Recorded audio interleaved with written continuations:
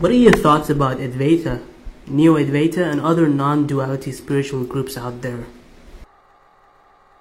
I don't have much thought concerning Neo-Advaita, to be honest, or any other group for that matter.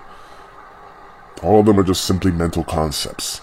Neo-Advaita, Advaita, they're just conventions, which if you cling to them as a word, as a mental image, that becomes a trapping for you. I see them only as contents of the mind, which created from a larger context whole of consciousness. Words are always secondary and never as important than truth or reality itself. The meaning of the word Advaita is non-duality, non-dualism, one without a second. In other words, spiritual oneness. Truth is universal. It doesn't have a specific founder or a doctrine. No one could say it was discovered by Sri Shankara or any person in history for that matter, giving it a specific traditional name, calling it Advaita, taken directly from the Upanishads, now belonging to a specific group or a sect or a traditional belief system. All of this mental adding onto the oneness of life is irrelevant. That's the whole point of one and not two. It's just a simple play of words.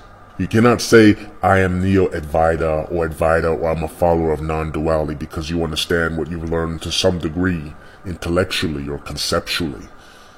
That would be missing the whole point, attaching oneself to dead words, signposts. That is not the direct experience of truth. When you go to the restaurant and order food from the menu, you don't eat the menu. It is wise not to mistake the words for food. Any identification, attachments, or associations to any particular conventional belief systems generated by the thinking mind is wasted energy and will undoubtedly restrict you, making you stuck on a systematic level of thought. Holding on to labels and clinging to them as truth in themselves only put blinders on you, masking a deeper fundamental reality beyond your conceptual thoughts. I see only truth as truth. And truth is fundamental. It doesn't belong to a particular belief system. It doesn't belong to a group or a tradition. The truth that can be named is not the real truth. You cannot define the indefinable. In naming it, you make it into an object of perception. You limit it. No belief systems or philosophies, including the term Advaita, can be defined as the truth. None of them contain all the answers.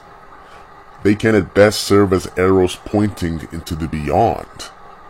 Not Advaita, but you have to look past the words into what the words are indicating. Don't get caught up within the words. There are no absolute map that can be given to us. Only hints, only indications about the truth. We must not mistake the map for the territory. The ultimate truth is inseparable from who you really are. A larger framework of understanding, a vast open sky, the divine field of awareness that shines everywhere and through everything your eyes behold. It is the joy and peace beyond all understanding. But it's not a byproduct of thought.